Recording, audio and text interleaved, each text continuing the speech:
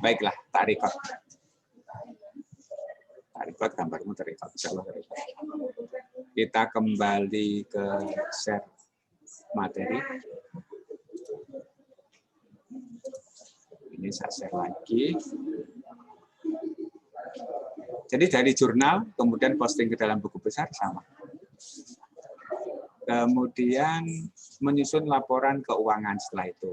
Jadi menyusun laporan keuangan merupakan tugas PPK SKPD, Pejabat Penatausahaan Keuangan SKPD. Jadi anak-anak kalau praktek akuntansi lembaga pemerintah, itu anak-anak berlaku seperti PPK SKPD. PPK SKPD.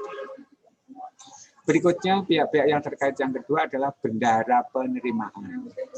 Bendahara penerimaan itu, karena ini tadi pendapatan yang kita bicarakan adalah akuntansi pendapatan, otomatis bendaharanya yang terkait adalah bendahara penerimaan.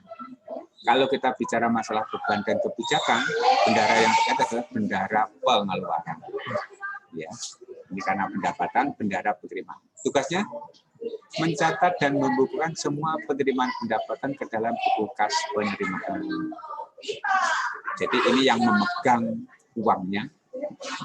Dia juga mencatat dalam buku kas harian, buku kas yang menunjukkan keluar masuk, mutasi, dan saldo dari keuangan yang keuangan kegiatan. Ini yang mencatat adalah bendahara.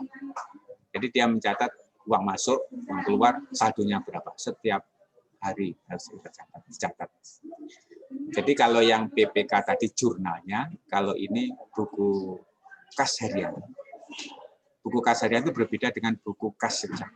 Buku kas harian itu yang mencatat, ini yang memegang adalah bendahara. Kalau buku kas umum yang kita maksud adalah buku kas di bendahara penerimaan, itu ada buku kas umum. Yang kedua adalah membuat rekap penerimaan harian yang bersumber dari pendapatan. Jadi kalau ada pendapatan, setiap hari itu direkap sumbernya dari mana. Apakah pendapatan itu dari pajak, atau dari retribusi, atau dari hibah, atau dari mana itu catat semua. Rekap harian. Yang ketiga, melakukan penyetoran uang yang diterima ke kas daerah setiap hari.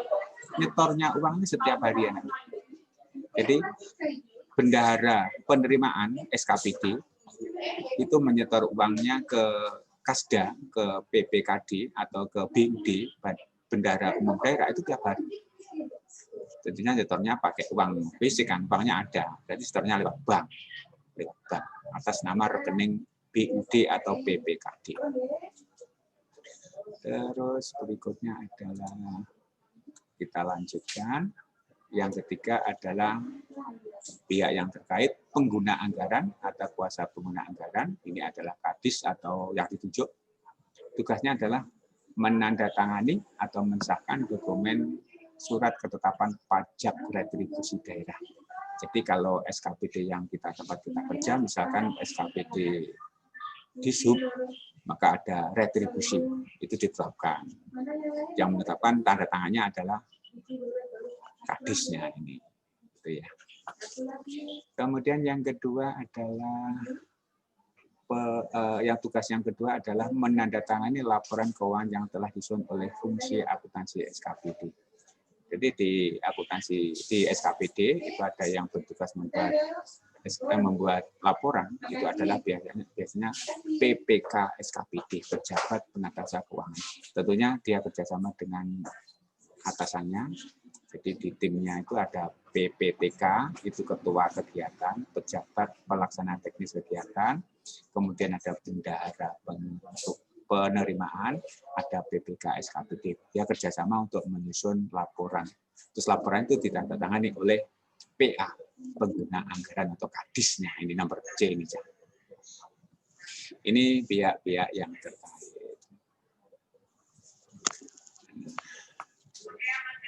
Kemudian klasifikasi itu penggolongan pendapatan. Menurut Permendagri nomor 64 tahun 2013, pendapatan dapat diklasifikasikan berdasarkan sumbernya dalam 3 kelompok. Ini anak-anak pendapatannya. Ada pendapatan asli daerah, PAD, ada pendapatan transfer atau pendapatan dana perimbangan, Kemudian yang ketiga, lain-lain pendapatan daerah yang sah. Yang pertama, pendapatan asli daerah PAD. Itu contohnya adalah pajak daerah. Pajak daerah, retribusi daerah, hasil pengelolaan keuangan daerah yang dipisahkan. Hasil pengelolaan keuangan daerah yang dipisahkan. Kemudian lain-lain PAD yang sah. Yang C ini, hasil pengelolaan keuangan kekayaan daerah yang dipisahkan itu maksudnya adalah bahwa dana keuangan daerah itu dipisahkan dari SKPD, kemudian dipisahkan untuk diinvestasikan di badan usaha. Contohnya kalau di Pemda itu ada PDAM, perusahaan daerah air minum. Itu milik Pemda. Itu akuntansinya di sana sendiri. Jadi itu merupakan kekayaan yang dipisahkan dari kegiatan kepemerintahan. Dipisahkan untuk diinvestasikan ke PDAM. Nah, di sana nanti akan memperoleh penghasilan, itu masuk di Kasda. Itu yang dimaksud dengan hasil pengelolaan kekayaan daerah yang dipisahkan. Yang kedua, pendapatan transfer atau pendapatan dana perimbangan. Bagi hasil DAU, dana alokasi umum, dana DAK, dana alokasi khusus, pendapatan transfer dari pemerintah pusat. Ini maksudnya dana transfer atau dana perimbangan itu kita Pemda atau SKPD itu mendapat dana dari atasan, dari pemerintah pusat. Contohnya bagi hasil DAU, DAK, pendapatan transfer. Bagi hasil itu artinya kalau pemerintah punya perusahaan besar itu biasanya kita mendapat bagi hasil. Yang kedua adalah pendapatan transfer pemerintah lainnya antar SKPD atau antar Pemda. Pendapatan transfer pemerintah daerah ini antar Pemda, kalau yang B transfer pemerintah lainnya bisa dari antar SKPD juga bisa. Kemudian bantuan keuangan. Nah, semuanya ini untuk nomor 2 ini biasanya dari atasan atau antar Pemda atau antar SKPD atau dengan atasan. Atasan artinya Pemda provinsi atau pusat. Gitu. Yang nomor 3 adalah klasifikasi pendapatan. Yang nomor 3 adalah lain-lain dari pendapatan daerah yang sah. Contohnya pendapatan hibah. Hibah itu diwehi, diberi. Baik oleh pihak 3 atau oleh pihak siapapun. Ini pendapatan hibah. Jadi pemberian. Kemudian yang B, dana darurat. Dana darurat itu biasanya kalau kita ada bencana, misalkan suatu daerah ada bencana, ada dana darurat dari pusat atau dari provinsi, nah, ada dana darurat. Ini juga masuk dulu sebagai pendapatan, baru nanti dikeluarkan. Terus pendapatan lain selain ini. Ini anak-anak mengenai klasifikasi pendapatan. Sedangkan untuk jurnal kemarin sudah kita bicarakannya. Kemarin sudah kita bicarakan jurnal ini kan kemarin sudah kita bicarakan. Nanti untuk lebih lanjut mengenai ini bisa juga kalian buka filenya sama di LMS. Sudah saya siapkan di sana. Ini anak-anak yang saya sampaikan. Tunggu dulu. Tak bergambar dulu bersamamu. Wajah semua kelihatan ya. Sebentar. Tunggu dulu.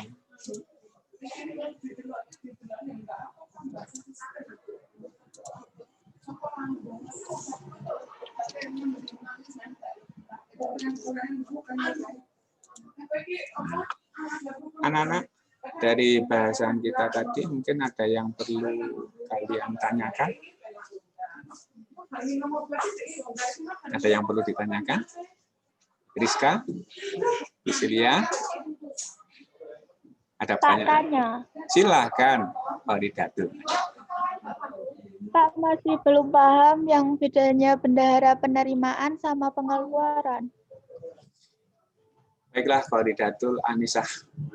Bendahara penerimaan dan bendahara pengeluaran yang ada di SKPD. Kalau bendahara penerimaan itu berfungsi menerima pendapatan-pendapatan SKPD. Pendapatan yang dimaksud adalah bisa berupa tadi pajak itu bagi pemerintah pendapatan, kemudian bisa berupa retribusi atau berupa yang lainnya yang sah. Itu bendahara penerimaan, jadi menerima pendapatan. Sedangkan bendahara pengeluaran itu tugas atau fungsinya, tupoksinya, tugas pokok dan fungsinya adalah menghandle yang menangani berkaitan dengan pengeluaran beban dan belanja. Jadi sendiri kalau yang penerimaan itu menerima pendapatan, kalau yang bendahara pengeluaran itu bayari beban-beban. Kalau yang bendahara penerimaan nanti menerima pendapatan disetorkan ke Kasda. Kalau yang bendahara pengeluaran nanti harus biaya beban-beban, uangnya dari Kasda. Jadi antara bendahara penerimaan dan pengeluaran orangnya sendiri-sendiri di SKPD tidak dijadikan satu, masing-masing laporan ke Kasda. Nanti yang menjadikan satu adalah di BUD, di Kasda, di PPKD, di Pemdanya sama. Kita sebagai SKPD tidak menjadikan satu, seperti di akuntansi bisnis umum biasanya kita jadikan satu, masuk keluar satunya berapa kan gitu ya. Itu bendahara penerimaan dan bendahara pengeluaran. Ada lagi pertanyaan? Rosi? Belum. Ratwa, ya. Rosi, Ratwa? Bisa? Putri Intan? Putri Destia? Katanya? Ragil? Tidak ada? Ya. Kalau nggak ada, kita nggak boleh terlalu lama biar pakai tamu tidak segera habis. Betul ya?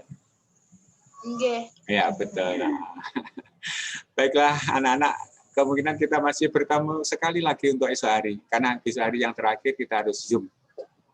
Oleh karena itu saya mohon kerjasama kalian ya. Teman-teman sebenarnya jumlah kita adalah 18 loh. Kami masih hadir di sini di jumlah kita ini yang ada ini mungkin memang ada kendala. Mudah-mudahan besok teman-teman bisa mengikuti. Baiklah, terima kasih ya anak-anak ya.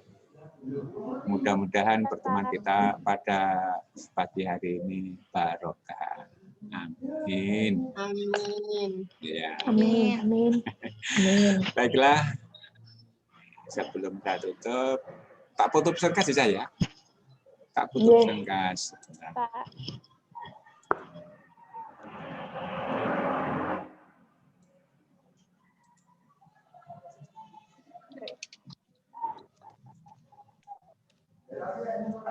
Selesai. Baiklah, selesai anak-anak. Terima kasih atas bantuanmu. Insya Allah untuk link besok kita share lagi kepadamu. Upayakan sedikit kita tetap bisa connect seperti ini. Jumlah kita masih kurang dari yang standar semestinya. Terima kasih. Mohon maaf. Semoga barokah. Amin. Udah ya, saya tutup ya. Assalamualaikum warahmatullahi wabarakatuh. Waalaikumsalam. Waalaikumsalam warahmatullahi wabarakatuh.